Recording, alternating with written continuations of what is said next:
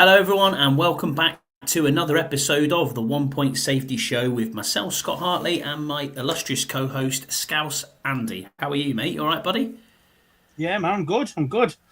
How I think it's with the Hartley household. All right, mate. Apart from work, kicking my arse as always, mate. But it is what it is. It's one of them things. I'm pretty much in a lot of the weekends, so recovery stuff. So it is busy, but I'm getting there, mate. It's all good. We'll go through our sponsors as always, which is Dunstable Town FC Talk of the Town podcast. We are their sponsor for the season. Go and check them out on YouTube. It's Talk of the Town podcast. You can find them talk about all non-league football, and they also talk about Premier League and other bits and pieces as well. So go and give them a watch. We're also sponsored by Oddballs. You can go across to myoddballs.com. Go and check them out. It's Christmas time. You can get some pants, some hats, some socks. You know, they stock all our stuff over there as well. And 50% of all sales go to men's health charities. We're also graciously sponsored by Fusion Therapeutics. You can find them at fusiontherapeutics.co.uk. They provide expert MSK assessments and treatments with a focus on holistic care. They are dedicated to improve your well-being through tailored musculoskeletal health plans. The team offer specialist injection therapy and non-medical independent prescribing. So if you're in the Northwest, Manchester or Cheshire area, give the team a call on 01606 512 013 or book online, and the team will be happy to advise you further on this affordable treatment solutions. So that's it, mate. We're all good. Thank you, Scott G and Brian, for being with us as always. They're always there, the two of them. So thank you for being with us. We'll get into the news then, mate. Bit of news. So Washington Commanders will likely not have Noah Brown, wide receiver, for the rest of the season due to a serious internal injury, said to be a kidney injury. And also, as part of that, we have we saw the injury in the Titans game. It's kind of, he came up a bit lame. The ball almost hit him, in the midriff area towards the sideline, and you saw him limping about, and you thought, "Oh, I wonder what's gone on there." I've heard John Taman, yourself, and others talk about it, like possibly lacerated kidney, that sort of thing. It looked quite naughty, the injury. I mean, what were your thoughts initially on that, Scouse? Yeah, I mean, at the time, you just thought that he landed on the ball and just winded. Didn't you? That's what you're thinking originally. You didn't think nothing of it. And then, obviously, nothing was mentioned. I know Noah himself mentioned something a couple of days or a day after the game, but obviously I wasn't looking at his IG. I think it was on Insta, I think it was, when he did it, what he wrote. And then I didn't really know about it up until when DQ mentioned it on Tuesday this week. And I was thinking, what, wait there a minute, he's actually injured from that. So, and obviously quite serious as well. So, a bit of a shock, really. But it just goes to show, doesn't it, really, that the most innocuous things can actually cause serious injuries, I know, it's crazy, isn't it? Because like you said, I just thought he was maybe winded and there wasn't a lot going on there. And then it turns out that it looks like it's quite a serious injury. And it looks like, I mean, if you read Adam Schefter and what he'd been tweeting out as well, he said we're probably not going to be without him for the rest of the season, which is a bit of a shocker. Well, to combat that, Scouse, Jamison Crowder back in the fold. He's practicing with the team. He could be activated from injury reserve this weekend. We've opened his 21-day window to get him back onto the roster, which I think is a good thing, because we've looked at the return game since obviously Eckler's been out as well, and McNichol, great player, but just not the same receiving, and obviously Zacchaeus as well as the punt receiver, isn't he, as well? So it's just been a bit stagnant recently. I mean, thoughts on Jamison Crowder coming back from IR, mate? I mean, I think it's really good timing, go that way. I say Eckler's out now. I say probably more than likely for the season as well. He could be back earlier, but more than likely it'll be playoffs. That's a nasty concussion. That one. That was a horrible one. That was the very last play of the game as well, trying to make something happen when we had 1 second left on the field. But yeah, so he's out, and then good timing, because I'd say I'm not a fan of Zacchaeus at all. I mean, he scares me now with all these drops he's had over the past few games. It's like, whoa, mate, your first job is to actually catch the ball. So, but that's without making any extra yak or anything like that. You just got to catch that ball. Do not muff that punt. and he's done it a few times, and it scares me. So this is a good time for Crowder to come back. We've got a space on the 53, so we don't have to drop anybody. And also Noah's gone to IR anyway, and then let's go and then let's go from that. Let's go with Crowder. It can only be better than what we've had. Yeah, exactly. I mean, there's a bit of chatter here on the chat. Scott G's brought it up. Brian's brought it up. Deluxe has brought it up. We'll get into it as well. So the RFK bill has been included as per Eric Flack. Obviously, Deluxe saying here, I took my lunch break to tune into the pod. Thank you for doing that. I appreciate it, Deluxe. And he said the RFK news is looking good too. Yeah, I mean, we're getting there. Obviously, it's already passed the House. I think it's at the Senate as well. So if this gets included, it's one step closer to claiming RFK as a land and a home, back to our traditional home anyway. I mean, we've got to get there, haven't we? Unfortunately, Maryland, they can do what they want. I think they're pushing to have, as Deluxe said last week, I think they're pushing to have some sort of complex and training and a Hall of Fame type deal over where the current stadium site is. But I don't know. We'll see what happens over it. But it's got to be really difficult if you're in the Commander's shoes, especially Josh Harris as the managing partner and team presidents and all the rest of the front office staff, to be there and think, well, you know what, I've got to deal with 3 different regulatory bodies and then the government as a whole on top of that. You've got you've got 2 different states, then you've got DC as well. I noticed obviously Mayor Bowser coming out and saying, that she wants to help bring Commanders back to DC, which is awesome, but I think she's always been an advocate for that for at least the last couple of years.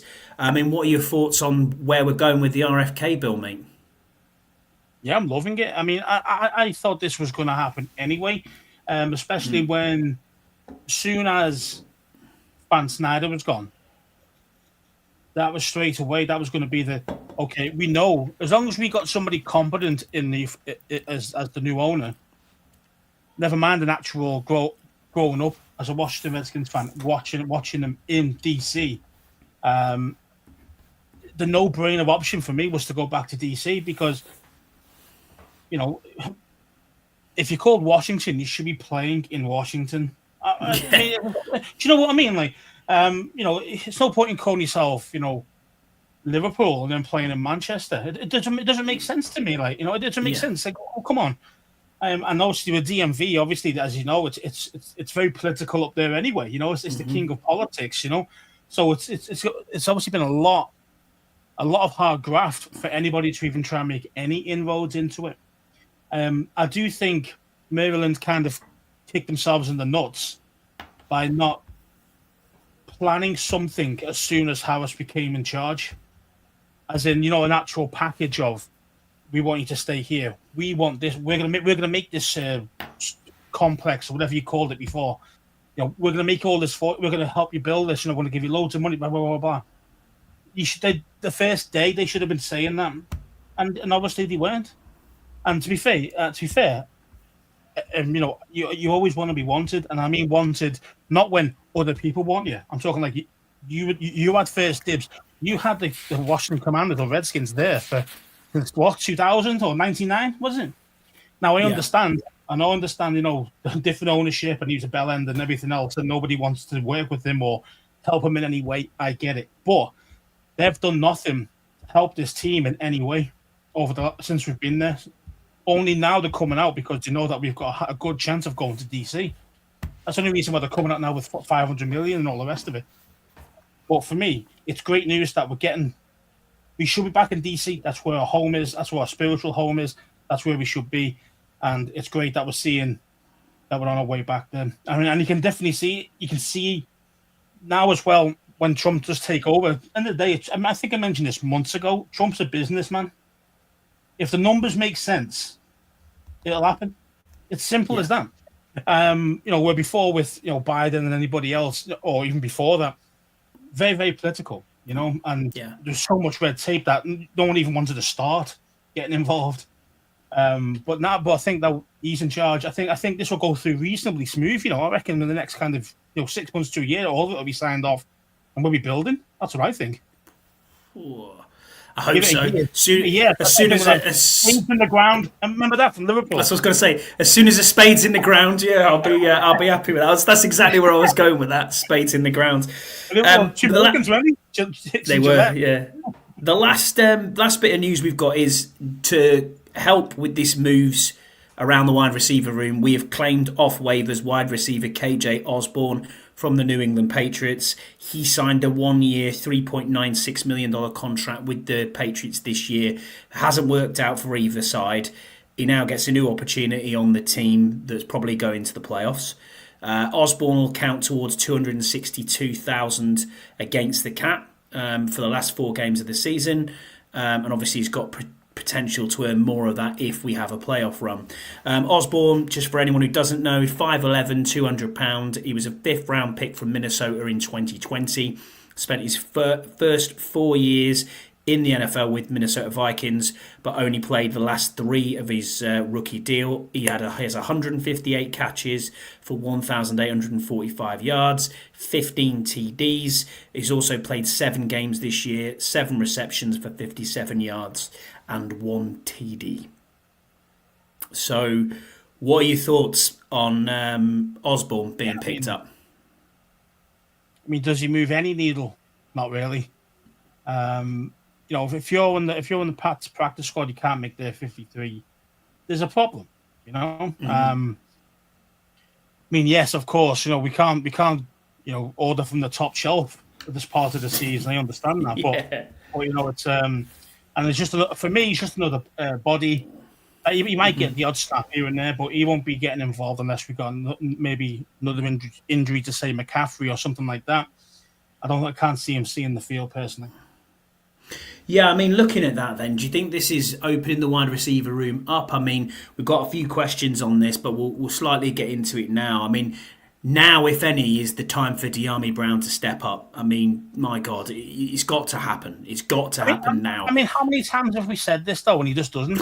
It sounds like one play here or there. He doesn't really do much, so it's kind of like, oh, man, he's got to do better. He really does. About Luke what do you think about Luke McCaffrey? Do you think he'll see more of the ball because of this, because of the loss of Noah Brown? Well, he should. I mean, the thing is, if he doesn't, then there's a problem there with the connection between Jaden and McCaffrey. Yeah. Because there's just no way that if you've lost your wide receiver too, and obviously he does love going to Noah Brown because you see how many times he gets targeted. Yeah. If he can't get, if McCaffrey can't eat into those extra snaps and extra targets, then it's there's something not quite right there at all. So. Yeah, I agree with you. Well, I think that's us about newsed out. I mean, the only other thing I could say is that Sheldon Day was heralded a bit by Dan Quinn this week in his press conference, which is good to see. He's done a good job as a backup DT. Do you know what I mean? He's came in very unheralded on the roster, and he's done well. So fair play to Sheldon Day. I hope he sticks around. That was a decent pickup from us there, to be fair. We'll get into it then, mate. Previewing the Week 15 matchup versus the New Orleans Saints. On their stats, I'm going to have a look at it here. Their stat leader is Derek Carr with 2,145 passing yards. Rushing-wise, it's Alvin Kamara, well-known name, 938 yards. Receiving yards, it's also Alvin Kamara with 485. Their top tackler is Demario Davis, who's their middle linebacker with 90. And then Tyrann Mathieu, the Honey Badger, he has 3 interceptions on the season. Looking at their record, I mean, it's grim reading, really. 5 wins so far. I mean, I'll go through their list. So they won against Carolina 47-10. Then they were at Dallas, which they beat Dallas 44-19. Got off to an absolute hot start. Then they lost the next next 8 they lost, which is wild. So they lost to Philadelphia, lost to Atlanta, lost to Kansas City, lost to Tampa Bay, lost to Denver, lost to Los Angeles Chargers. Then they lost to Carolina.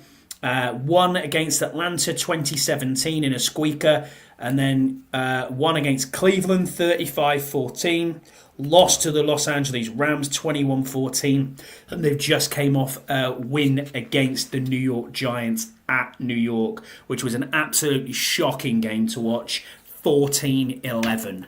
So not a high scorer. Obviously got rid of their head coach as well in Dennis Allen earlier in the season. He was the first coach to be fired this year. No Taysom Hill. He is out on IR. And no Derek Carr, who it looks like I think has broke his left arm by the looks of it. So he is out as well. He got injured in what was a crazy, weird play at the weekend. He put all of his body weight almost onto this left-hand side of his arm and then face planted, which was weird. I don't know what he was trying to achieve, but I think he's broke his arm. Jumping over somebody to get extra yards, I think. I think it was. I think that's what he was trying to do, but I think it's going to be, is it Hayner? Jake Hayner's going to be the quarterback, or it might be, who's the other one? Spencer Rattler, is it? That's it. Is the other quarterback? I think that's the two of them. So I'm not sure who is going. What are your thoughts on going into the Saints, mate? The Saints game? I mean, it's definitely a winnable game. We're going to be favourites. I mean, I've not seen the spread. I don't know what the points are, but it's probably going to be at least a 3 to 4 point favourite, I think. I'm not. This team should not worry me. It shouldn't worry us at all, to be honest. Yeah. Yes, Kamara. Yes, he can cause damage. Sure, he can. But is there anybody else on that team that worries me? I mean, Marcus Valdes-Scantling's been playing well, but again, how well is he going to play against or with Jake Hayner as the quarterback? We don't know what this Jake Hayner is about. We know he's got a strong arm. We've seen it in draft. Before the draft, what you call it, the combine. The combine. He was at the combine. He has got a strong arm, but accuracy's off. And I'm expecting to see a lot of the same when he plays against us. I see, he'd be able to fire it in there, but a lot of times he's going to be inaccurate. And we've got to make sure that we get when he is inaccurate, we pick him off. We cause him some pain, make him overthink things, and that's how you get to rookie quarterbacks, especially guys who aren't really ready to be starting in games, in meaningful games anyway. So, I expect us to win. I expect us to win this game. But again, we've got to stop Kamara. That's the rule number one. Yeah, that's it. Yeah. So the ways to win. Ways to win this game, then. I mean, obviously, we give up a lot to the run. And we've given up to Rico Dowdle, we've given up to Tyrone Tracy, we've given up to Saquon Barkley. It seems that every running back that's pretty decent, we've given up quite a lot up the middle. So what is it just about stopping Kamara? I mean, do you think the defense can do enough? Is it that what we've been playing recently, that bend don't break defense again? Or what are your thoughts on how we stop? I do think that's the way to go. End of the day, we've not been able to stop any, as you said, no quality running backs. The idea is here, we've got to do what a normal game plan is. Get too far ahead, they have to abandon the run game. That's the way we win our games. When we've been close games and people have been able to run on us, those guys are getting 100 plus, 150 yards plus per game for the starting running backs. So, and again, Kamara will get his. It's just a case of limiting the damage that he can do. You can't really stop him 100%. If you stop if you try and put 8 in the box, they'll just throw it out in the flat to him, and he kills you that way. Yeah. So it's just a case of getting, just making sure that we can limit him to, okay, you'll have a decent game, but not enough that's going to cause us major problems where we lose the game or become close in the game. I think that's the best way of trying to stop him. Loads of pressure on Hayner. He will make mistakes. He's trying to capitalize on it. So looking at it then, I mean, this is going to be most likely Marshawn Lattimore's debut. We called that ages ago, didn't we? We called that. We did. We said get him to 100%, rest him through the bye week, have that extra time off, and then come back and you're straight into playing your old side, which is exactly what we talked about for quite a while. A lot of people have been going crazy about it, saying, where's Lattimore? Why can't we get him out? I think he was close last week, for the Titans, but they just maybe wanted to give him a little bit extra rest and see how he goes. But he's practicing. He's been practicing this week, so and a full participant at that, which we'll get into the injury report in a minute. But yeah, man, Lattimore's first game is back at his old stomping grounds. Do you think Lattimore can come in and make that difference to this back end that we have seen has given up big plays at the time? Because surely Hayner's going to go hero ball, isn't he, here? He's going to have to do it at some point. Yeah, I mean, obviously his deep threat's going to be Valdez-Scantling. That's his deep threat. So, yeah. I mean, I think Lattimore will just be on him, and that would be the end. Because, Lattimore very rarely gets beat. He does at times, obviously, but rarely. And just stick him on their deep threat, and they'll have nothing else. Do you know what I mean? So this is why this game. I know they mentioned there. Ian's mentioning and Scott G saying 7.5 point favorite. That's still a bit high for me. I mean, yeah. If it was like 7-8 point favorites above or anything like that, more than one score. If it was 5, I'd be like, yeah, okay, I can go with that. Yeah, because at the end of the day, how often have we've been really bad? I mean, we're going to probably mention it anyway, but we've been really bad with games after the bye week. Absolutely, notoriously bad, home and away. So mostly away though, we've been really bad, haven't we? I think it was. Obviously, we haven't won in 22 years, but we've only played 6 away after the bye week. Yeah, 22 years off the bye. Yeah, 22 years, but that's including home games. Whereas we've had 6 away from home over those 22, and we've lost. We haven't won. So I'm just hoping that we're focused because before the Dallas game, I'll be saying, "Oh yeah, this team doesn't get unfocused. This team is always locked in, 120%." The Dallas game here, it's been 22 years since Washington won a road game coming off the bye week. Yeah, road game that is. We've only played 6 games though away.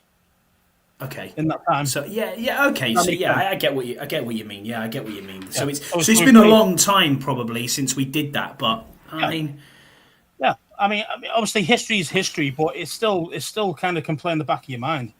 And again, Ian says here, need to keep the faith, enjoy that we're not underdogs.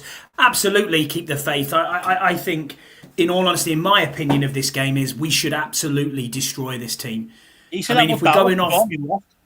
We did, yeah, I know we did, but and we laid an egg. We laid an egg. But let's be honest, if we look at what we've done this year, the Dallas game is the only time we've laid an egg.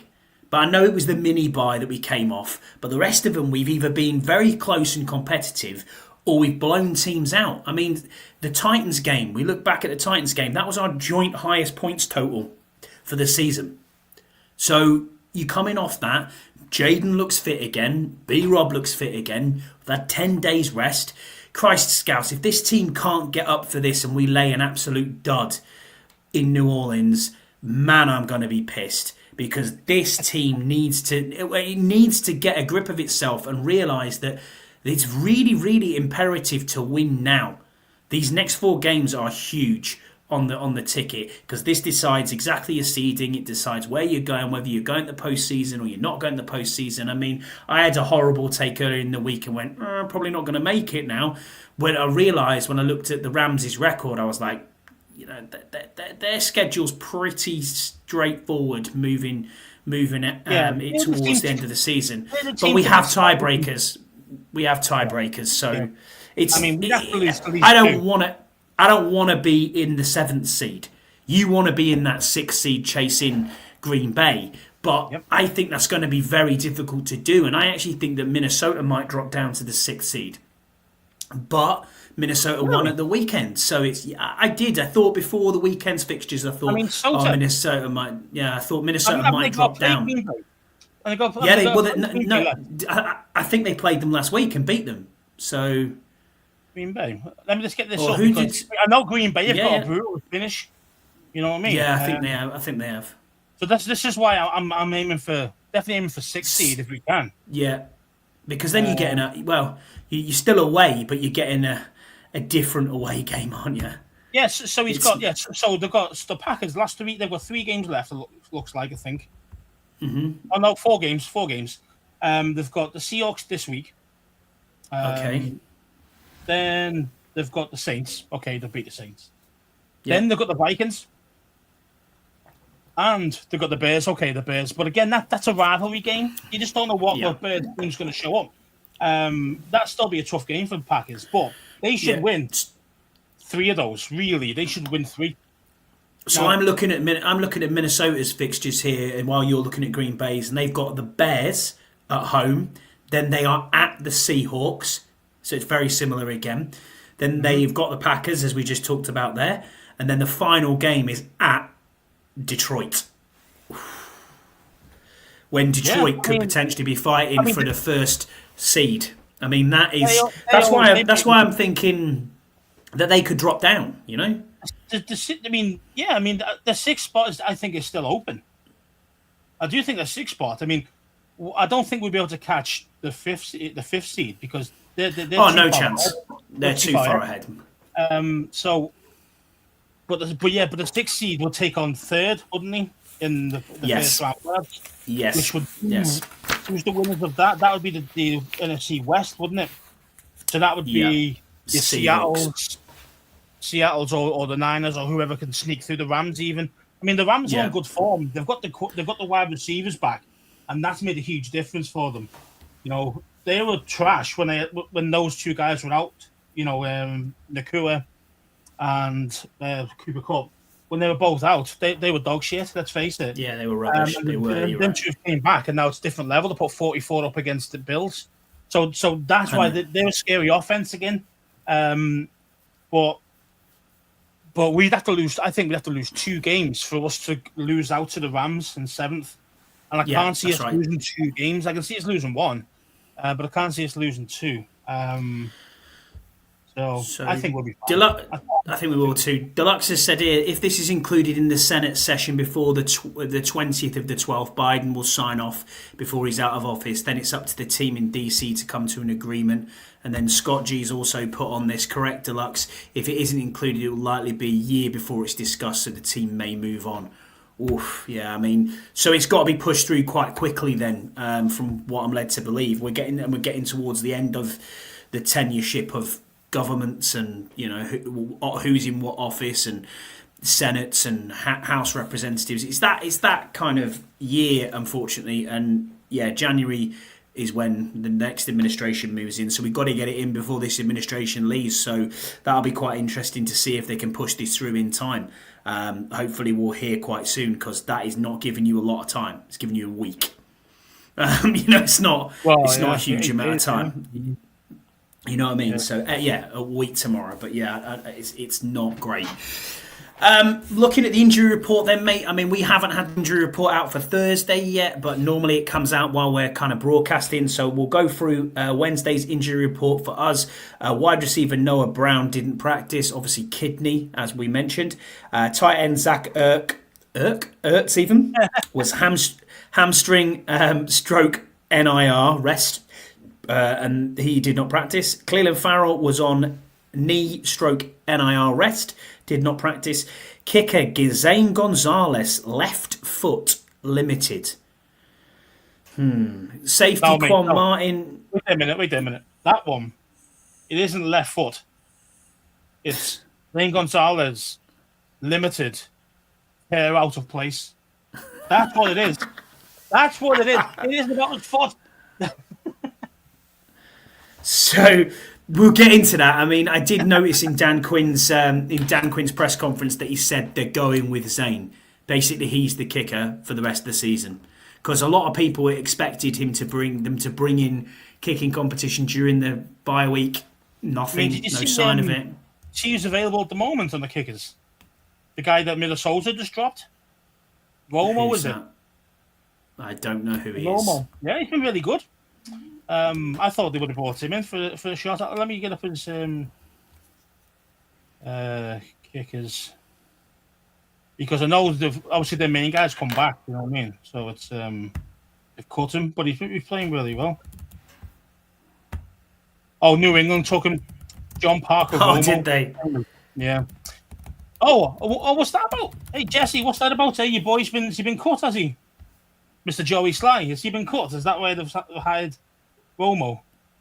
Oh, I So yeah, don't know. I'm not sure. well, That's well, I told you. Tell you, but he can play. He can play really well for Minnesota, to be honest. I'm shocked he cut him. Well, there you go. Also, on the injury report, we have safety Quan Martin with a shoulder. He was limited. Now, he did get up and hurt. You could see during the Titans game that he hurt his shoulder. I think it wasn't long after he tried to hit one of the wide receivers on the sideline, and he came up a bit limp again, and you could see he'd injured his shoulder there. So hopefully he is okay and ready to go, because losing him would be quite a big loss for us at the back end there, because he's been playing very, very well this season. I mean, who would fill in, do you think, for Quan if he wasn't ready to go at safety, Scouse? I mean, you're probably looking at Butler, aren't you? Really? You think he's the one who's getting the snaps when Is Hampton still on the is he on the active roster? I don't. Well, one shot actually. I've not seen him. He must be. Much. If he has, he could be in the practice squad, couldn't he? I mean, I've not seen. He's that like that kind of ghost like that. We've not seen him, so I don't know what's going on. Yeah, true. McGee's the same. McGee and Hampton, these draft picks we haven't seen this year. So yeah, I mean, I hope Quan's able to go. I suppose it's a good thing because our main guys are staying healthy. But besides that, yeah, it would be nice to see these guys and see what he can do. Then also the fulls for the rest of the injury report is Jamison Crowder with his calf was full. Dante Fowler Jr. with a groin was full. Noah Igbenogany with his thumb was full. I mean, that thumb's been on the injury report for 4 weeks. Marshawn Lattimore hamstring full. Jordan McGee elbow full. And tackle Andrew Wiley game day CPE full.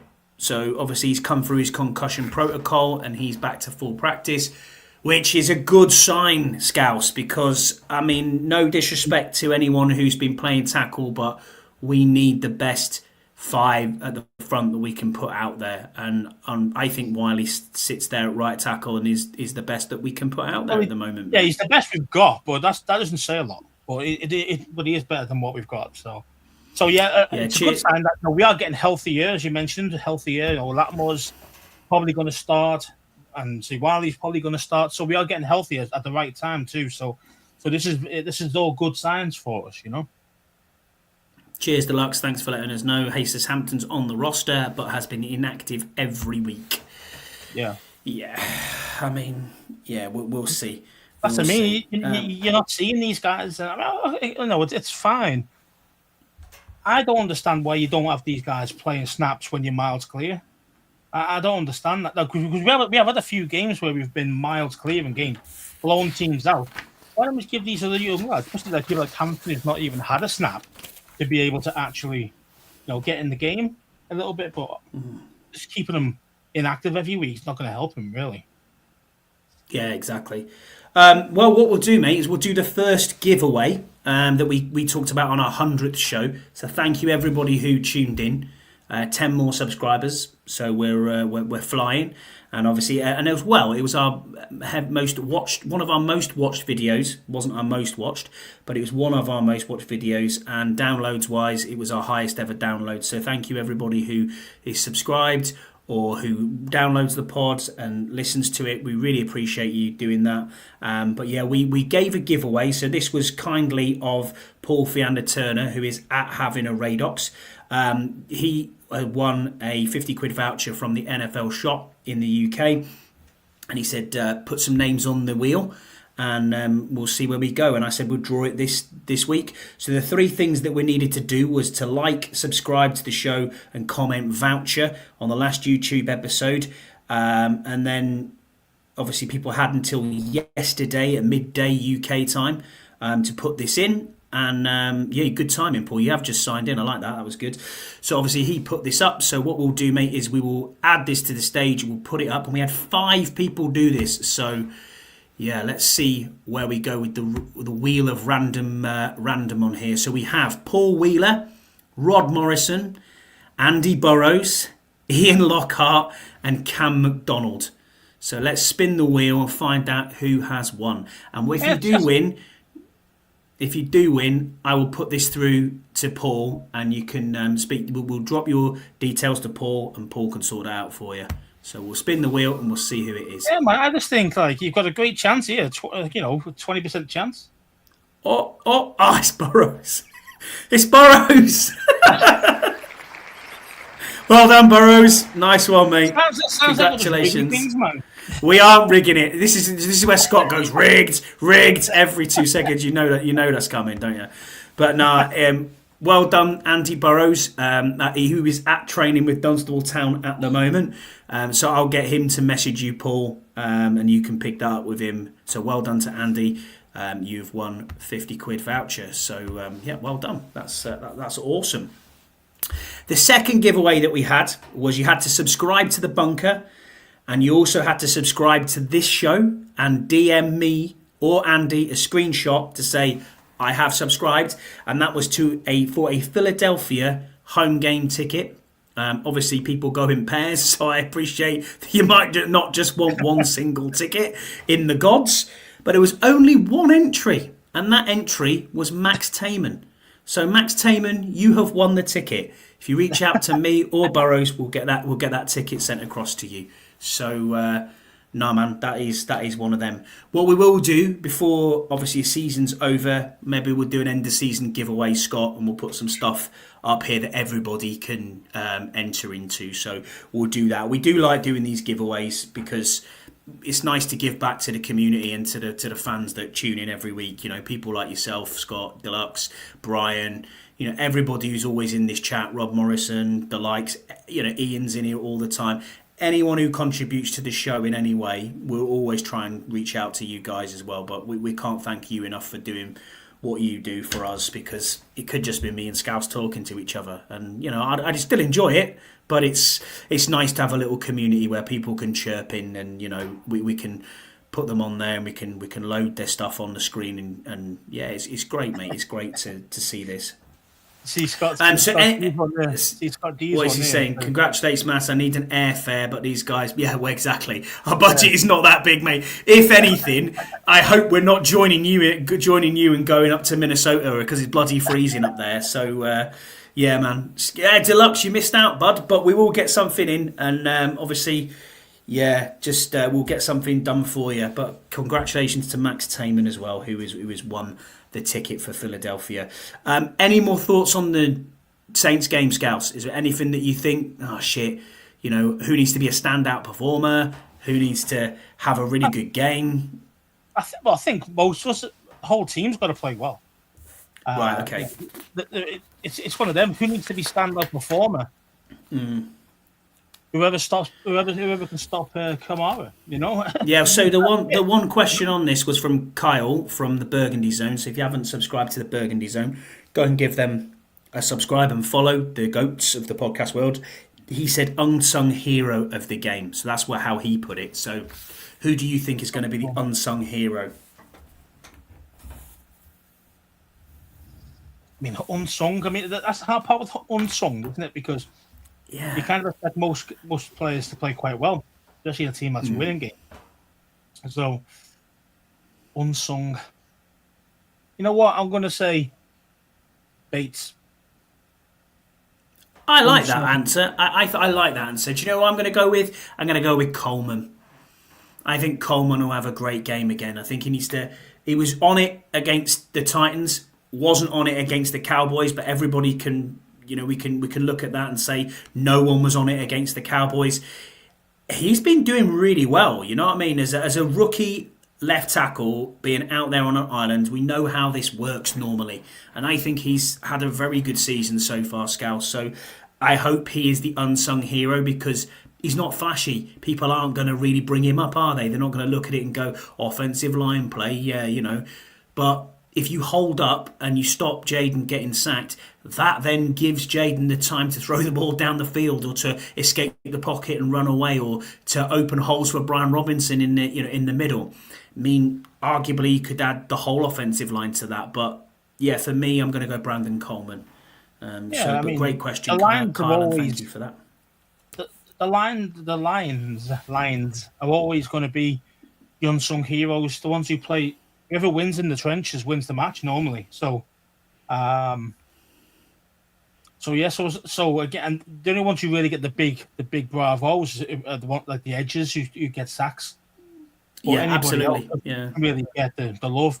But as long as if they're doing their job properly, as you say, it makes the quarterback a lot easier. It makes it a lot easier for the quarterback. Gives a bit more time, that extra second needed, and then those guys can kill you if you give them enough time. Any pro quarterback really can kill you if you give them enough time. So it's so yeah, that's all it's about, man. That's what it all line's about. It is. Ian, your brother, though, he said, I'll go for Lattimore for the reason is it's hard to hit the ground running mid-season. I think you're probably right, Ian, to be fair. It is very difficult to hit the ground mid-season, especially on a new team where you're trying to learn a new defence as well. Some of the calls will be slightly different from what he's been used to. I'm pretty certain he will probably have the playbook down by now, being here for a few weeks and not playing. But at the same time, he's had an injury. So coming off an injury as well is not going to help. You know what I mean? You can't just hit the ground running and go, oh, I can participate in training. I can go through the walkthroughs. I can go through all of the meetings. It's going to be really hard. You're probably right, mate, to be fair. But if he can do what he's brought here to do, to lock people down and to hold them out, then, as you said, Scouts, get straight onto Valdez-Scantling, and then, you know what I mean? That's him. If he can lock him down, then that in turn gives us a great opportunity to win this game. And speaking of that, we'll go back a little bit on this one, Scouts. Do you see any changes to that backfield that aren't necessarily injury related? We're assuming here that Quan is going to play, and it would be as it normally is. What's the changes that you would make to that the back end of this defense? Yeah. Playing off. See, it's hard because St. Ghost has actually played quite well the last couple of weeks. But yeah, no, no, he's been caught out once or twice. But again, most corners do. So it's But for me, Mikey's just getting better and better every game. You can see it. You can see he's getting it. The game speed is just he's at that level now that he's just looking outstanding, to be honest. So for me, Lattimore comes in for St. Ghost. Okay. So are you pushing Zacchaeus in? I'm still keeping Mikey outside, and I'm keeping Noah in the middle. Noah in the middle. Yeah. Yeah. So because they played well there. There's no point in if it's not broke, don't fix it. And all we know is that St. Ghost gets burned, and when he gets burned, we give up the big play, and we lose points every single time, and lost games because of it. So, no, the biggest weakness, unfortunately, is him. So now you've got a massive upgrade in Lattimore. That's the way to go with it in my book. I wouldn't disagree with you. I think that's absolutely right. I think that's exactly where I would go with it as well. That would be probably one of the only changes that I'd look to do. Is to probably drop St. Ghost and put... so we need to call him his name, St. Juice. Come on, we're going to give him his name. It's St. Juice for now, because he's had two good games. Until he's St. Ghost. He did call himself St. Ghost. And on that note, if you didn't see it, we'll put it on. Here you go, look. What's going on, everyone? It's Benjamin St. Juice, defensive back for the Washington Commanders, a.k.a. St. Ghost. And I'm here with the... There you go, a.k.a. St. Ghost. So... yeah, I mean, it's it's one of them. DBs are going to get burnt. It's going to happen. No matter what team you're in, DBs are going to get burnt. I mean, Christ almighty, playing that position going backwards, it blows my mind that you can be a lockdown corner like that. But yeah, he would be the only change I'd make to the side in that back end, mate. What about anywhere else? Would you make any other changes? I mean, do you think KJ Osborne comes in straight away? Or I can't see him being active. Who are you giving them? Who are you giving them snaps to? I mean, the targets for sure. I'm looking for McCaffrey. I have to be looking for McCaffrey now. For me, he has to be elevated to wide receiver 2 in my book, and see what he's like in the out in the perimeter. Because all we see him is in the middle, in the slot. Yeah, he's always been in the slot, hasn't he? So let's see what he can do. Can he do it? Okay, if he can't, put him back in the middle. But also, as well, you're going to have Crowder. I think Crowder's going to come back, and I think he will get some snaps on offense and also kick return. So But yeah, I think that's where most of the targets should go to Terry.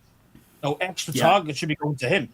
But if you're looking for another receiver, it's gotta be. This has to be the game for McCaffrey. If it isn't, I'm worried about that connection between him and Jaden, 100%. He never goes to find him, does he?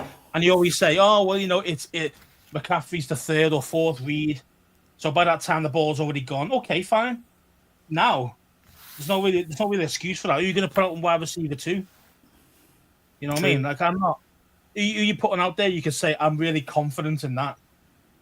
I'm not. There's nobody in that team that really makes me brimful of confidence at wide receiver 2 right now. So it's for me, it's time for McCaffrey. And you mentioned Brown and stuff like that. They've got to step up. But no, Diarmi, I mean. But it's kind of well. It's got to be this has to be a McCaffrey game for me. Otherwise, he's done nothing for me this year, and that worries me. It's Terry McLaurin and the Island of Misfit Toys, isn't it? Let's be honest. At the moment, yeah. I mean, it is. They're all a much of a muchness, aren't they? At the moment, the rest of the receivers, no one's standing out. No one's going, "Wow, yeah, this guy. We need this guy on our team." You're not seeing anybody like that. I mean, even Noah Brown. I mean, he's had some good games. He's had some horrible drops. I know he's going to be the best ever. He's going to be in history for the big Hail Mary. But that was pure luck. You got to understand that was pure luck that he was in the right place at the right time. Because he didn't have to fight for anybody to get the ball. He just stood there on his own. The ball bounced to him. Brilliant. Now again, I'm not.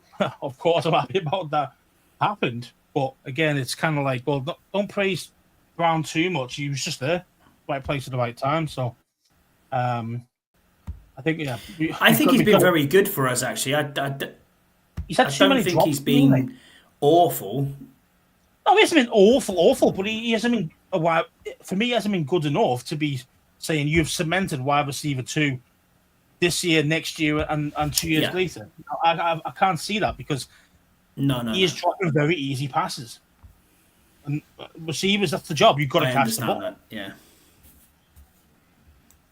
Indeed. We'll move on to our next question then, mate, which is Cam, because that seamlessly took us into the into it. Cameron McDonald says, who is at FK Commanders fan, also host of the Friday Night Football Pitch. So you can go on YouTube and find them. They do a great show over there if you're into Scottish football or you want a bit of a nod around the international football scene as well. And they also do talk a bit about the English Premier League. So give them a watch. They're very good on that show. He said, even though Terry and B-Rob have had good games versus the Titan, I agree with the school of thought that both are good but not quite elite. Looking at next season, how would you improve wide receiver and running back room? Would you draft or free agency? And is there anyone other than Higgins that you have in mind? Now, I'm looking at the free agent list here. I mean, straight off the bat, have you got anyone in mind at all apart from T. Higgins? Because he's the probable one I'm looking at. No, not free agency. Predicted to look at about 21 million per year. Amari Cooper's out there. Chris Godwin is out there. I'm not sure for wide receiver 2. I mean, he is definitely wide receiver 2. I mean, Godwin is a good receiver. But the thing is, he blew his knee out this season. I don't know how good he's going to be next year. You just don't know. I mean, he's done his ACL and he's getting a bit older. You just don't know how he's going to respond. Is he going to be the same guy? Is he going to be slower? And Godwin relies on his speed. So it's he'd be a no for me at this moment. Okay. And Brandon Cooks out of Dallas, no. Deontay Johnson. I think Deluxe made a point to me in one of the Discords, I think, about when you get someone like Brandon Cooks coming in, because he's been pretty solid in his career, and he's like 800 to 1,000 yard receiver every year, which he has been. Solidly, that's what you want for a wide receiver too, don't you? That's solidly what you want. Yeah, I mean, obviously, it'd be nice to get a bit more touchdowns from him, because his last 2 years, though, he's been falling off, and now he's 31, 32 now in age. So then you think, Okay, you could get him on 1 year deal and see if he still got it. He's 31, right? yeah. But it's kind of like, well, he could be useful. I mean, Keenan Allen's available. He's nearly 30. He's nearly 33. I mean, I don't know. Is Amari Cooper going to be available and he's going to be 31? Yeah, or do you draft? I mean, there's lots of wide receivers in the draft. I mean, Cooper's solid. It's just a case of what are you looking for? Because for me, he's similar to Terry, really. He doesn't have that blistering speed. He can run, but he's not blistered, and he's solid with his hands. You know, he's a decent possession receiver. Would I call him? Would I call him? You know, something different. If you want the same as Terry on the other side, then yeah, Cooper would be a decent shout. But if you want something different or something a bit more speed like or whatever, you got to look somewhere else. I mean, Higgins has got the combination of the height and speed. That's why Higgins is the main guy to go for, but he will be expensive. And he's right in his prime as well, Scouts, and he's nearly 26. So he'll be 26 by the time the season starts. You've not got past that 30 where your 30 hurdle where receivers tend to drop off, and we know that happens. Yeah. But I mean, I've just read here that the Panthers are looking to sign him for about 22 mil a year. I mean, where would you rather go? Let's be honest. If we come in the frame at 20, 21 mil, something like that a year, are you going to sign for us, or are you going to sign for a god-awful team like the Panthers? I mean, I wouldn't want to go to Carolina if I'm being honest. So for me, Cam, to answer your question, it's shit or bust with Higgins, or you go down the route of the draft. I'm not saying you use a draft pick necessarily in the first round for a wide receiver, but there are plenty of wide receivers that are decent in this draft. However, I haven't looked in so far yet as to exactly who's there. Yeah, we'll see. I mean, look at it. My bro says there about some of T. Higgins there. Joe wants him to stay, so Bo wants him to stay, obviously.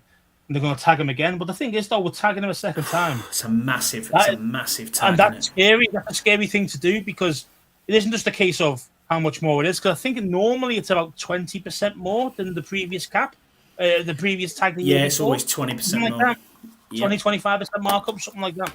So it's a massive increase. And then the problem you get then is that he's going to want to be like a Kirk Cousins, I reckon, where it'll be, my yearly average has got to be what the tag is. And the tag in the second year for T. Higgins would be 25 mil or something like that, you know? So, you know, you've got to, it can mess people up, that second tag, a lot, not just us, but also other teams. So, yeah, I mean, I'm hoping that they don't try and tag him. I'm hoping that they do tag him. He either says, I'm just refusing to play and just get me out of here. I hope he does that more than do it again, because I don't think it's right to be on 1 year deals when you're that good in your prime. I don't think that's right. Because you could get injured. You get injured in 1 second, and it's 3 years out. You know, as in his contract's going to be like half the price of what he would have got if he went in his prime injury free. You know, and you're risking yourself every game you go in. You know. So Deluxe says here, so it's Cooks or Cooper type on a 1 year deal, affordable deal with Terry, Luke, Diami, Noah, and a draft pick.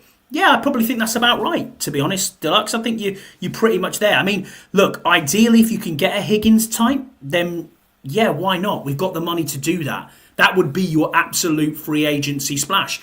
And it depends on how far this team goes as well. I mean, if we get a deep playoff run, and this is a real, we could be one and done.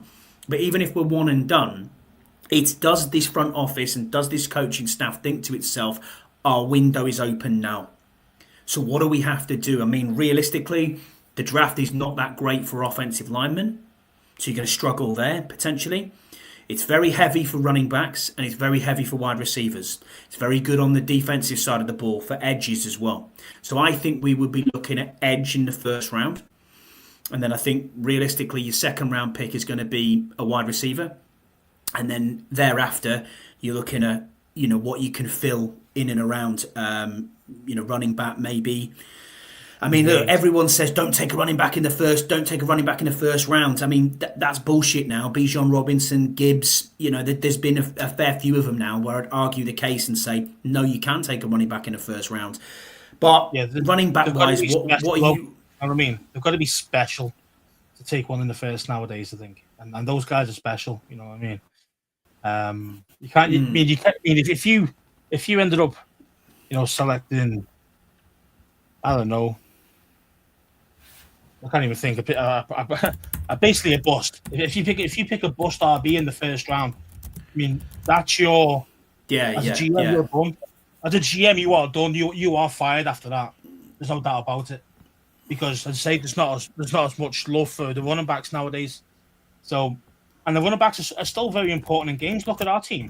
Without B-Wall playing, our offense doesn't play anywhere near as good.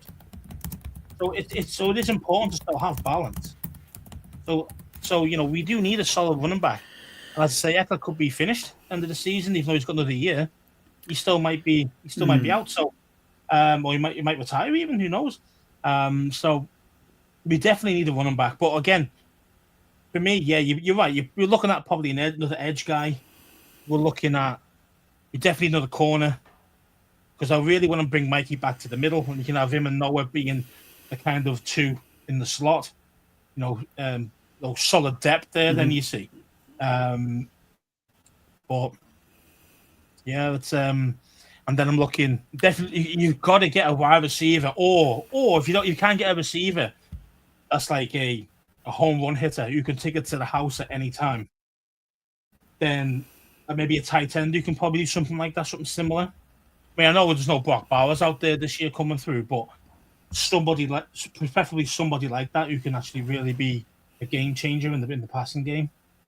Well, it doesn't matter because the two we're signing is DJ Reed and we're signing T. Higgins. And then you've got a lockdown at the back with Marshawn Lattimore, Mikey and Reed. There's your corners. Job done. And then you've got a wide receiver 1A and a wide receiver 1B. And that is you sorted in a sweet free agency move. Job done. Would they bring back St. Juice's depth? Deluxe says probably. I don't think that's a problem. I think that's a problem bringing back his depth piece. But does he want to be a depth piece, as you said before? Yeah, it's gonna be his pride. That's gonna be hurt more than anything else. He's been used to being realistically CB1. He's played up against the best of the wide receivers that we play against every week. So for him to go to third string, second string, whatever you want to call it, CB3, bench, whatever you want to call it, because I think he will be benched for Lattimore. That'll hurt him, and then it'll be a case of would he want to stay here, being on the bench and just getting snaps even there? I don't know if he'd want to do that. But again, if we can get him on a reasonable contract and it is literally, as a pure backup piece, then not a problem, I don't think. I mean, Scott, you mentioned there somewhat PSG. I don't think they're paying big money. They're not paying like huge money, but you might get a few million. Yeah, I think he's worth that too. I mean, you've got to look at teams out there. Will say, well, who have we got as a cornerback that's a free agent that started games? Because ultimately, as you've said, we've all said, availability is the best ability, and someone will pay him. That's a certainty. And if it's not us, then good luck to the guy. He hasn't always been smooth sailing for us, more so the latter than the former. But the last couple of weeks, he's played pretty well, so we've got to give him his due for that. Cam, great question, mate. Really thought-provoking. Appreciate you putting that in. Paul Fiander-Turner, the man of the moment with his 50 quid voucher. He is at having a Radox. His first question is, he said, what should we do on Sunday to negate the sudden ability for Chase Young to actually run again? So what are we going to do against Chase Young, basically? How are we going to stop Chase Young? Just run it right down his throat. You know this guy's awful in the run game. Just run it down his throat all the time. Do you know what's funny? I did listen to... I listened to Mitch and JP's pod, and it was quite funny. Their explanation was like, you're looking at your ex-girlfriend from the bar and just giving her a quick head nod. All right? It is kind of almost like, that's kind of where we are with Chase Young. It just didn't work here. I wish the guy well, but it was just... he came in as Bertie Big Bollocks, and it just didn't work out. I mean, we watched him, and we stood next to him. The dude is a huge specimen. He's a big human, but yeah, it didn't work at this end, and I wish him well for his career, but I don't wish him well on Sunday. You know what I mean? I'm not saying get injured, but I just hope he has a shit game. You know, Yeah. as you said, Brandon Coleman should have him not locked up, no problem. And that's why I picked Brandon Coleman as my unsung hero. How many times have we seen Chase do his own thing, or whiff on plays, or just not be in it? And he's done the same with the Saints as well. You know, he's not been brilliant for them as well. And it says everything when you've bounced around and you're on your third team already in what should be now your second contract with your original team. You know, that's it. He's not. He's a Jadeveon Clowney. Sorry, mate, but that is where he is. It was all off name and what he did. Money. 1 year. Yeah, I know. Yeah, I know. And yeah, I mean, am I worried about Chase Young? No, because we've not seen the Predator, the true Predator, since his first season. We've not seen it. So, and I understand because it was he had a horrible knee injury. You know, he probably shouldn't. Yeah, have it was come back, awful. being honest, he probably shouldn't have come back at all. It's terrible that. You know, blew all his ligaments and his patella tendon. It's just ridiculous how he did to me. Hi. I don't know how he did it. To be fair, Unbelievable, isn't it? But yeah, man, it's horrible. Was it ACL? Was it ACL, PCL, MCL, and patella tendon? Yeah. Oh, So 4 of the main 5 ligaments in your knee blew them. So it's kind of, you know, it's very hard to come back, especially at the elite level like the NFL. Come back and try and play. ridiculous. And so fair play to him to even get back playing. But let's face it, he's probably he's a shadow of his former self. Let's face it. I mean, am I worried about him? Not really. He'll do his own thing, as you say. But we got to expect that, you know. And to say he's going to leave gaps when he shouldn't. He's going to lose contain when he shouldn't. Those type things, and we've got to take advantage of it. And I'm sure Kingsbury is well aware of that. I agree with you completely. Yam Starcher's got a question in. Yam, he said, if Lattimore still doesn't play, how are you feeling about the trade? I think it's fine, but I'd rather have him ready. I'd rather had him ready to go. I would have rather had him ready for Philly. Sorry, is what he said. Now, it's trending towards Lattimore playing. Everyone's expecting him to suit up. I think he's going to suit up. If he was full in practice yesterday, highly likely he's going to be full in practice today. I just don't see this being an issue, Yam. I think probably overthinking it a bit here, bud.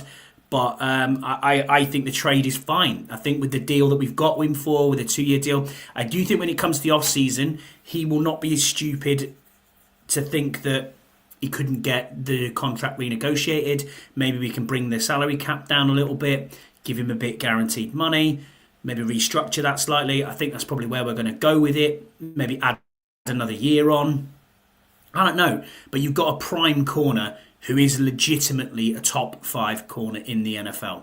And for the next 2 years and 4 games. I mean, for me, it's a great trade.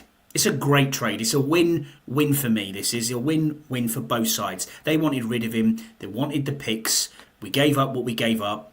I don't see this being an issue in any way, shape or form. What are your thoughts on it, Scouse? 100%. As we mentioned before about Lattimore, we didn't know if it was one of those fake hamstring injuries to try and get himself off the team, so he didn't have to play him. Yeah. You know, those things. A bit like Devontae Adams, you know, those type of things. He had an injury, then as soon as he got traded, he was 100% healthy. You know, there's none. So when we realised that it wasn't that, then we said straight away it's going to be 3-4 weeks minimum, and that's what it is. This week come up at 4 weeks since we got him. So he's been hitting all the targets like DQ said. He's gonna play this week, and we expected that. We expect him to play in this game. And as you say before, yeah, you've got an extra motivating factor as well of playing against his old team again. Oh, you wanted to get rid of me, did you? Okay, then I'm going to show you. So it's all good for us. Everything for us is trending up with him. And as I say, he's there for 2 years minimum. You know, even if we didn't, I think we will restructure, like you mentioned, at the end of the season. But even if we didn't, we can still afford his wages the way it is. Of course we can. Yeah. So, Yeah, of course we it's can. not a big problem if we didn't. I just think But Lattimore's just like he's just a different beast. I mean, these guys wouldn't normally come to us. I know we had to give up a couple of picks here and there and whatever, but again, we didn't lose our main star picks. We didn't lose the first, second, thirders, really. Well, one third, but we didn't really lose anything really. Like but we had an extra third. We had an extra third. Yeah, we had an extra That's the one, point, isn't it? That's what I mean. Like you're always looking at your first three as like your main kind of. So you've got to hit on those three. Yeah, I know. The way you've gave it up is you gave up Jahan Dotson and John Ridgway for Marshawn Lattimore. Yeah, I'm taking that trade every day, every single day. And what was it? A third for a fifth, or a fourth to a, and it was a fourth to a fifth, or something like that. Yeah. But it only means about 10 spots because the way it's going to be, the way the seasons are going to be at that point, it's about 10 spots different. It's honestly, mate, it was a no-brainer. I'm looking back at the running backs. Going back. We'll go to the injury report in a second. Just to go back a slight tad to Cam's question. I know we've been going for a while here, but just to go back to Cam's question, looking at the free agent running backs that are on the market at the moment who are unrestricted free agents in 2025, I'll just give you the top 6 names. Aaron Jones, you've got Najee Harris, Jeff Wilson, AJ Dillon, Nick Chubb, and Javonte Williams. Alexander Mattison is also available. So, what are you? Any of them tickle your fancy? I mean, I'd probably take a kick on the tires of Javonte Williams. I think he's pretty decent still. I would too. I know he might have lost. He might have lost a starting spot to. There's an up and coming guy there. He had to get a couple of games. Last couple of weeks, played really well. I can't remember his name now, but Javonte Williams is still pretty solid, and he's not too old or anything like that. I'd definitely kick the tires on him. The other ones are a little bit old, Aaron Jones, stuff like that. He's 25. Yeah, that's what I mean. So it's not like he's. Well, Najee Harris is 26. Yeah, and again, Najee Harris could be a solid back. I mean, he's a B-Rob type. He's that type of guy. He's a bruiser, doesn't have any real breakaway speed. So he'd be exactly the same as B-Rob. So if you've got two of those balls, you know what I mean? And then you've got somebody with a little bit of speed as you third down back. Or it could be with Nick Hill, so it could be another guy you get in the draft. It could be, pretty solid. Again, pretty solid. Just depends again how much would he want and stuff like that, because he is both of them are RB1s at the moment. So, yeah, man. But I wouldn't be too upset with one of them. Are you talking about? Is it Jaleel McLaughlin? Is that the one you were talking about? Or is it? I think. Audric Estime. Don't know who that is either. He's a running back, I'm not sure on the depth. Yeah, Estime. I'm not sure. I'm not sure who it is, but on there. But there you go. Well, basically, last question then. Yeah, so the injury report. I want the question. Oh yeah, we'll do the injury report, mate. Sorry, my apologies. Okay, the injury report for Thursday. Noah Brown again did not participate. Understandable. Zach Ertz today was full. Cleveland Ferrell was limited. Kane Gonzalez was full. Must have got his hair in the right place. Must have went to the barbers. Quan Martin still limited. Crowder was full. Okay. Dante Fowler was full. Noah was full. Lattimore again was full. And Jordan McGee was full as well. Andrew Wiley, is he on the report? He's not on the list. He's not on the list at all. So he must be off the injury report, ready to start. Good stuff. Last question then is also from Paul. He said, bye week. What do you think DQ did differently to Ron Rivera week 14 bye week? His job, maybe? Yeah. Wow. You went there. I don't know. I don't know what did he do differently compared to Ron. Well, we don't know, do we? I mean, end of the day, we've got no idea. He had a few days off, didn't he? I think DQ said it's a family town, and also was watching some games as well, which is what you should be doing, to be honest, as your coach. What would Ron Rivera do? Ron literally would be just hanging out with family, wouldn't he? So there might be an element of or golfing or whatever. Yeah, where DQ is probably a little bit more still on the game, a little bit more than say Ron was. But again, we don't from know. what We're there. We don't really know for sure. exactly, we don't know. But from what I've seen with DQ is he is football all the time, non-stop through the season. But the way that this team works and the way that they're pushing things through, the narrative, the coaching staff, the defensive coordinator, the offensive coordinator in Kingsbury and Witt, the other coaches, the actual positional coaches, they're all singing from the same song sheet. It's 1 week after 1 week. They're only looking at New Orleans. That is it. They're not looking ahead.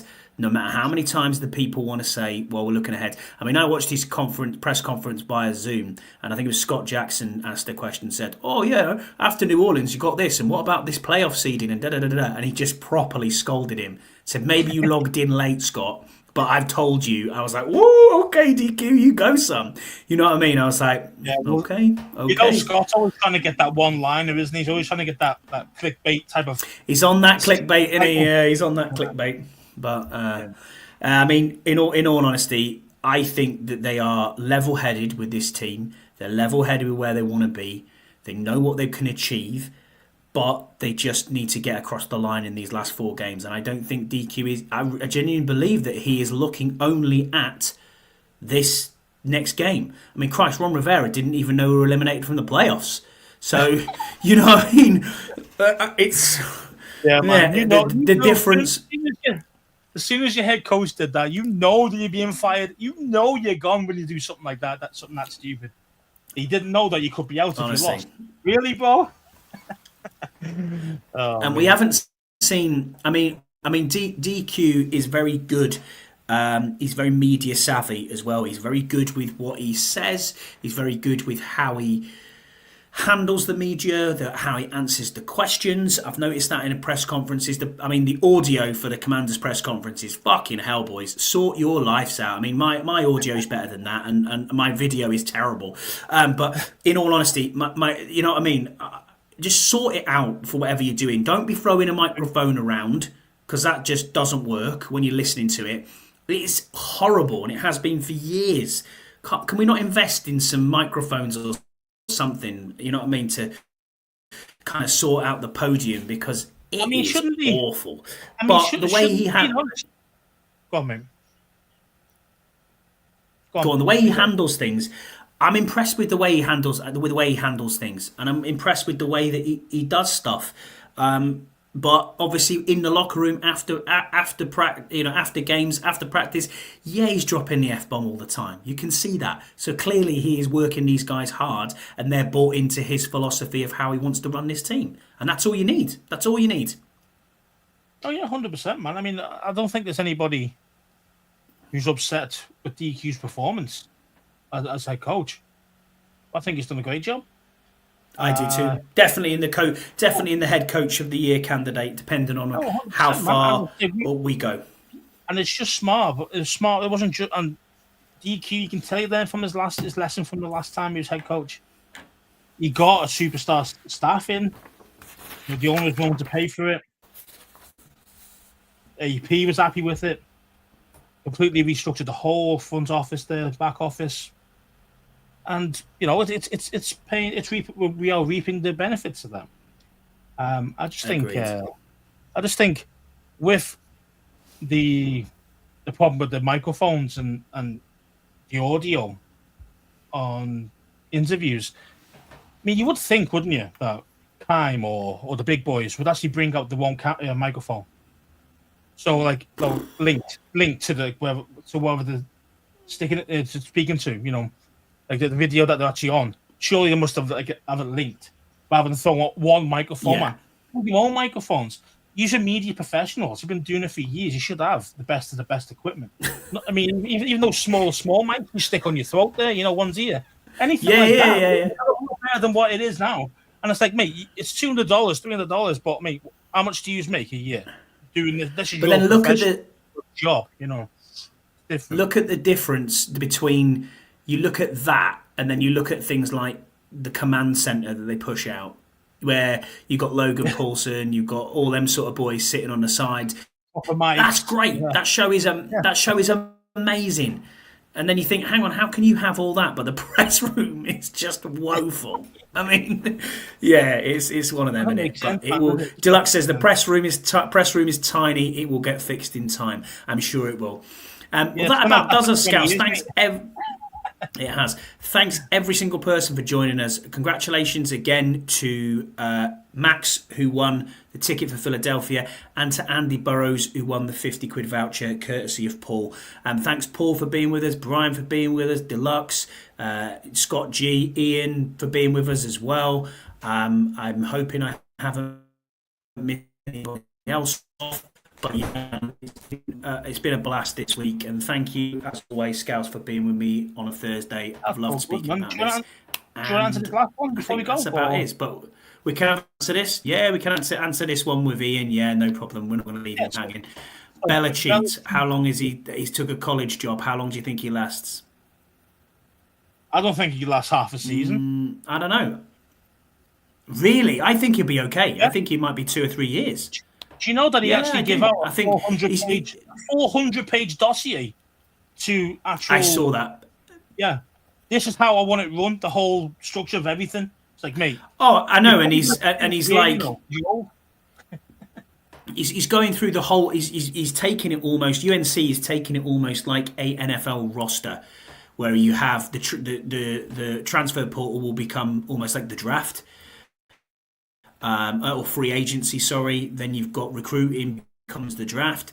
He wants GMs to run it. He wants all sorts of stuff going on, like a proper, almost like an NFL program, which is going to be interesting to see for UNC. But I think he has a fair time down there. I really do think he'll do okay. I think they'll have a good program down there, and I think he'll do all right. The Tar Heels, I think he'll do well over at Carolina. Nah, I think he'll be 2 or 3 years down there. I really do. He'll be done by the end of the season. We'll see what happens. Yeah, right. Maybe. All right, well, that about does us, mate. If you got anything else to go through, Scouts, are you happy? Yeah, all good, mate. Well, raise hail, mate, and let's hope for a win on Sunday, buddy. I'm looking forward to this game. And yeah, quick prediction before we go. We didn't do that. Why didn't we do the prediction for the game? What are you going for? Okay. 32-24. 32-24. I'm going to go 30-13. 30-13 win. Cool. There you go. All right, everyone. We will see you again same time next week. Thanks for tuning in. We appreciate it. And don't forget to like and subscribe. It is free. So, yeah, go and get your dog to make it channel and subscribe here. Bye.